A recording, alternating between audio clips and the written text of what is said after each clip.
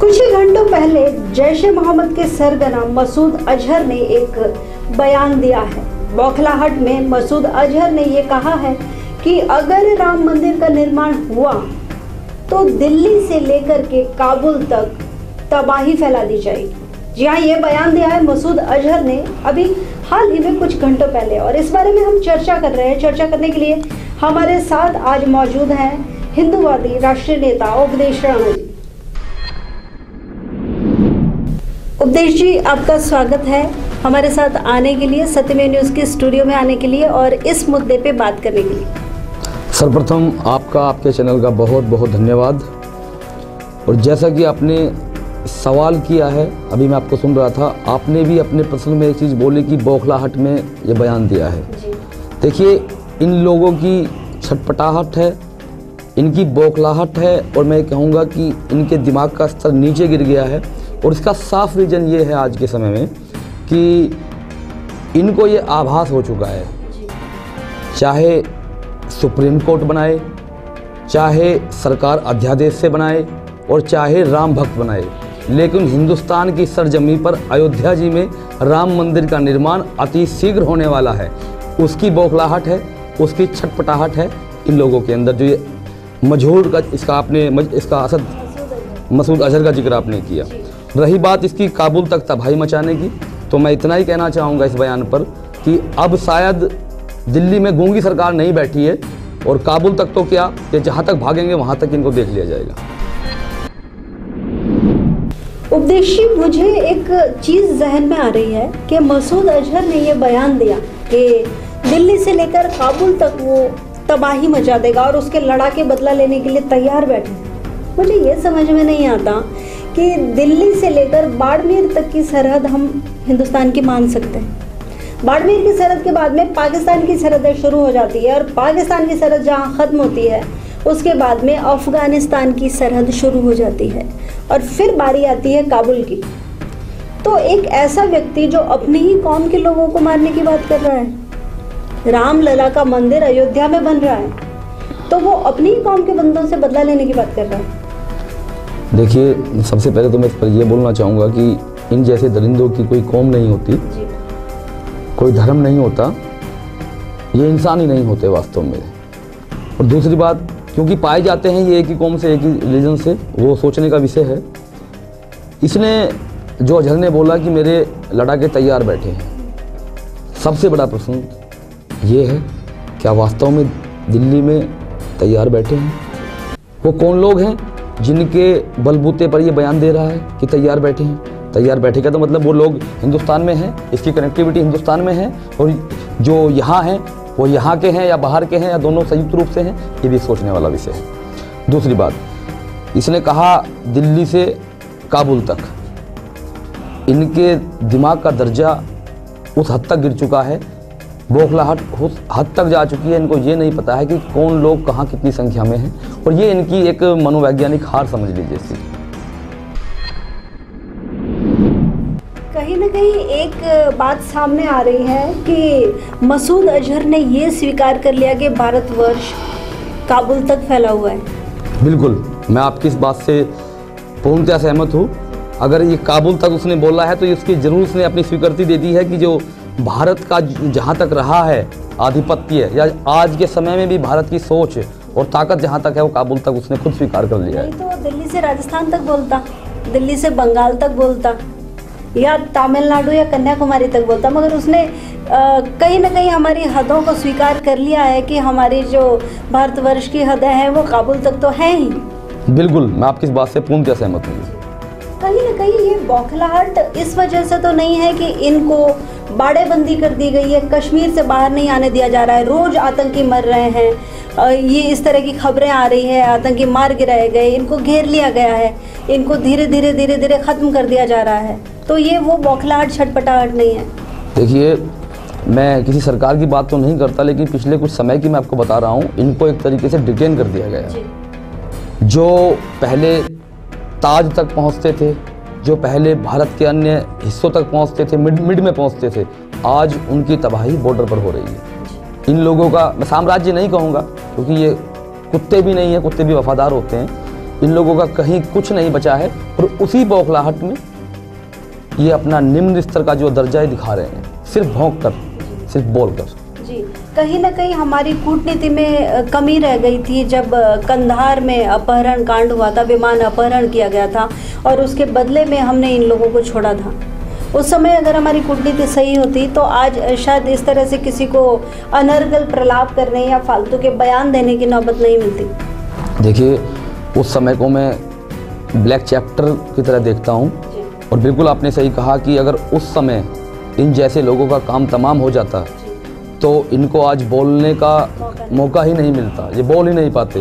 लेकिन इस पक्ष पर मैं ये भी बोलना चाहूँगा कि ठीक है, कोई बात नहीं, उस समय जो हुआ जैसे हुआ, क्योंकि जो यहाँ के नागरिक थे, जो सिटीजन थे, उनको बचाने की प्राथमिकता थी या जो भी चीज़ें रही हों उन पर मैं जाना नहीं चाहूँगा। लेकिन एक बात स्पष्ट तौर से मैं आपके चैनल के माध्यम से ज़रूर कहना चाहूँगा कि अगर यही हालत रही, इस तरीके से इन्होंने भौंकना स्टार्ट रखा, तो एक सर्जिकल स्ट्राइक मैं ऐसी चाहता हूँ उस गद्दार मुल्क में कि इनको उठाकर वहाँ ना मारा जाए, इनको उठाकर यहाँ मारा जाए, हिंदुस्तान में लाकर।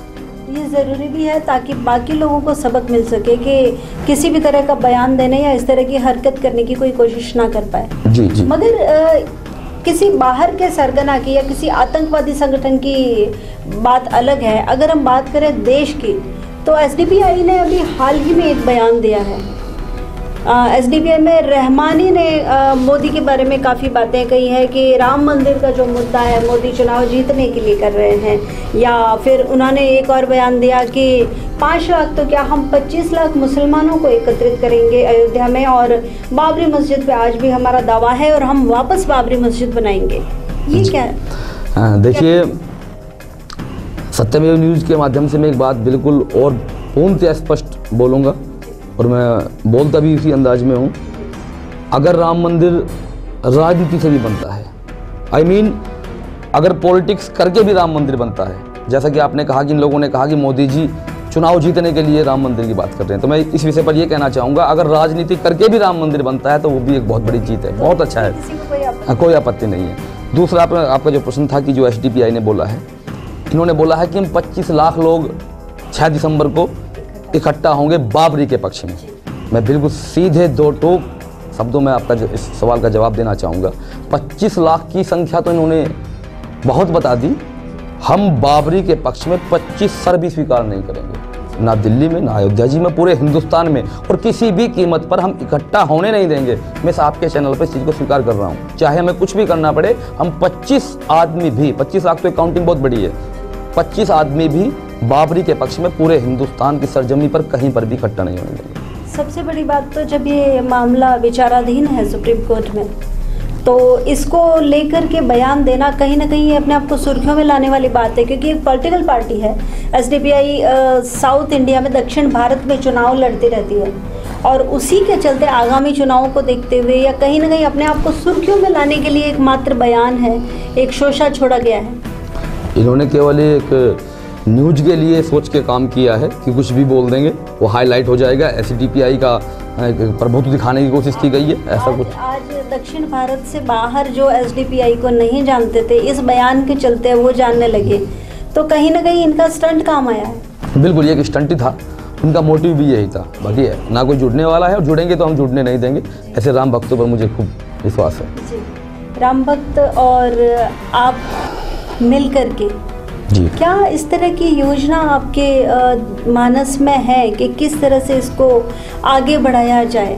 जैसे कि जनवरी में, आगामी जो जनवरी में है उसमें सुनवाई वापस शुरू होगी और इस तरह से अनर्गल बयान वापस आते रहेंगे। क्या आपके पास ऐसा कोई मास्टर प्लान है कि विवादों को शांत रखा जाए और हम शांति से इंतज़ार करें कि सुप्रीम कोर्ट का क्या फाइनल वर्डिक्ट आता है? देखिए, अगर मास्टर प्लान की बात हो रही है तो मैं यही आपसे कहना चाहूँगा कि देखिए, मेरी तो सरकार से सबसे पहले पुरजोर मांग ये है कि सुप्रीम कोर्ट पर, मैं ये नहीं कहूँगा विश्वास नहीं है, डिले बहुत हो रहा है, कि सरकार को आम चुनाव से पहले, जो 2019 में आम चुनाव होने हैं, उससे पहले अध्यादेश लाना चाहिए और राम मंदिर का निर्माण अति शीघ्र करना चाहिए। और अगर ऐसा कुछ नहीं होता, अध्यादेश नहीं आता, सुप्रीम कोर्ट डिले करता है, तो एक मास्टर प्लान बहुत ज़बरदस्त मास्टर प्लान है और वो कोई ऐसा नहीं है कि वो कॉन्स्टिट्यूशन को तोड़ेगा या लॉ ब्रेक करेगा। एक विधिगत चलते हुए हम उस चीज़ पर काम कर रहे हैं, कुछ ना कुछ इसका निचोड़ हम जरूर निकालेंगे। जैसे कि कहा जा रहा है कि सब्र का बांध टूट रहा है, बहुत देरी हो रही है किसी भी प्रकार का कोई डिसीज़न आने में, तो धीरे धीरे जो सब्र के बांध वाली बात है, इसके साथ ही इस तरह से भड़काऊ बयान जो आ रहे हैं, चाहे किसी पार्टी की तरफ से आए, चाहे किसी व्यक्ति विशेष की तरफ से आए, इस तरह के बयान कहीं ना कहीं हिंदुओं को ज़्यादा आक्रोशित कर रहे हैं। तो क्या ये किसी अप्रिय घटना या अप्रिय स्थिति को अंजाम नहीं दे सकते, इस तरह के बयान जो लोग दे रहे हैं? देखिए, मुझे नहीं लगता कि कुछ अप्रिय हो सकता है, क्योंकि अप्रिय तो हो चुका है बाबर के शासनकाल में, और वो अप्रिय कुछ ऐसा ना हो, हम तो ऐसी ही ईश्वर से विनती करते हैं। और ख़ास ये भी कहना चाहेंगे कि कुछ ऐसी अप्रिय की संभावनाएं बने भी ना, सब कुछ सही से हो जाए, और नहीं होता है तो उसके लिए ऑप्शन काफ़ी हैं, खुले हैं। वैसे भी हिंदुओं की सहन शक्ति सबसे ज़्यादा है, किसी भी कौम को देखते हुए हिंदुओं की सहन शक्ति ज़्यादा है, और उसी सहन शक्ति के साथ शायद सभी हिंदू बड़ी धैर्य के साथ प्रतीक्षा कर रहे हैं कि सुप्रीम कोर्ट का नतीजा क्या आता है। उस सहन शक्ति का परिणाम भी ये है कि आज तक मंदिर नहीं बन पाया। मैं किसी को ये नहीं बोल रहा हूँ कि सहन शक्ति गलत है, लेकिन कुछ चीज़ों को देखते हुए दरकिनार करना शायद ये गलत है। अंत में आप क्या संदेश देना चाहेंगे, जो आपके फॉलोअर्स हैं उनको क्या कहना चाहेंगे? देखिए, बस मैं ये कहना चाहूँगा कि आज के समय में अभी आपको बयान बताया जिसने ये कहा कि दिल्ली से काबुल तक जो है तबाही मचा देंगे, कट्टरपंथी ताकतें जो किस चरम पर पहुंच चुकी हैं और किस तरीके से काम कर रही हैं, सभी हिंदुओं को मिलकर एक रहने की आवश्यकता है, और किसी चीज़ में डिवाइडेशन ना हो, बटे ना। आज राष्ट्र के सामने बहुत कठिन समय चल रहा है, सभी एकजुट रहें, बस मैं यही बोलना चाहूँगा आपके चैनल के माध्यम से। धन्यवाद उपदेश जी। एक बात पे मुझे हंसी आती है कि बौखलाहट में या हड़बड़ाहट में इस आतंकवादी ने जो बयान दिया है कि दिल्ली से काबुल तक तबाही मचा दी जाएगी, तो मुझे लगता है बाड़मेर के बाद में भारत की सीमा का अंत हो जाता है, उसके बाद में पाकिस्तान शुरू होता है और उसके बाद में अफगानिस्तान। तो यानी कि राम मंदिर बनता है अयोध्या में, और उसका बदलाव वो उन मासूम हिंदुओं के साथ साथ उन बेगुनाह मुसलमानों से भी बदला लेगा जो पाकिस्तान में बसते हैं और जो काबुल में अफगानिस्तान में रह रहे हैं, ये उनसे भी बदला लेने की बात कर रहे हैं। देखिए, ये मूर्खतापूर्ण बयान ही बिल्कुल मूर्खतापूर्ण बयान है। और मैं ये जरूर कहना चाहूँगा, मैं इसका नाम बार बार भूल जाता हूँ, मसूद अजहर, क्योंकि नाम इनका याद करने की आवश्यकता भी नहीं है। एक अजहर सीमा पार बैठा है, लेकिन उनसे तो निपटेंगे उससे जो यहाँ हज़ारों की संख्या में या लाखों की संख्या में अपने आप को ये मानते हैं, उनसे भी निपटने का प्लान हम सभी के पास, हमारी सुरक्षा एजेंसियों के पास, सरकार के पास, सभी के पास है। निश्चित रूप से जब तक राम मंदिर नहीं बन जाता तब तक बहुत से बयान आएंगे, बहुत से लोगों की बौखलाहट दिखेगी, और धीरे धीरे जिस तरह से आतंकवादियों की तादाद कम होती जा रही है, आखिर में वो शून्य की तादाद में पहुंच जाएंगे, ऐसी हम अपेक्षा कर सकते हैं। जी बिल्कुल। उपदेश जी, आप जिस मिशन पे लगे हैं जी, उस मिशन पे लगे रहें, और जल्दी ही आपके जो सपने हैं, अभी फ़िलहाल मेरे ख्याल से आप राम मंदिर को लेके ज़्यादा फोकस्ड है। जी बिल्कुल, उसके बारे में, और आप बता रहे थे कि आप बहुत जल्दी एक सभा आयोजित करने वाले हैं दिल्ली में। जी बिल्कुल, मैं जो अपना रणनीति होती है वो मैं ज़रूर आपसे आपके चैनल पर डिस्कस करता हूँ, और मैं आपसे ये वादा करता हूँ कि उसको करने से पहले दिसंबर में या जनवरी में जब भी है, मैं आपके सामने बिल्कुल उसको डिस्कस करूँगा। उस चीज़ के बारे में पूरा हम बताएंगे कि हम किस फोकस पर काम करेंगे और कैसे काम करेंगे। जी, हम इंतज़ार करेंगे उपदेश जी कि आप दोबारा हमारे साथ आएँ और फिर अपने साथ शेयर करें कि आगामी आपकी रणनीति क्या है और किस तरह से क्या क्रियान्वयन करने जा रहे हैं। हमारे चैनल में आने के लिए, स्टूडियो में आने के लिए आपका बहुत बहुत धन्यवाद। धन्यवाद। थे हमारे साथ उपदेश राणा, जो हमें बता रहे थे कि मसूद अजहर ने जो बयान दिया है, आज ही जो बयान दिया है, वो किस हद तक पानी में है और कितना मूर्खतापूर्ण बयान दिया है। आगे देखते हैं कि उसका क्या हश्र होता है, ये समय ही बताएगा। फिलहाल हमें दीजिए इजाज़त। आपके साथ मैं हूँ निर्मला राव। नमस्कार।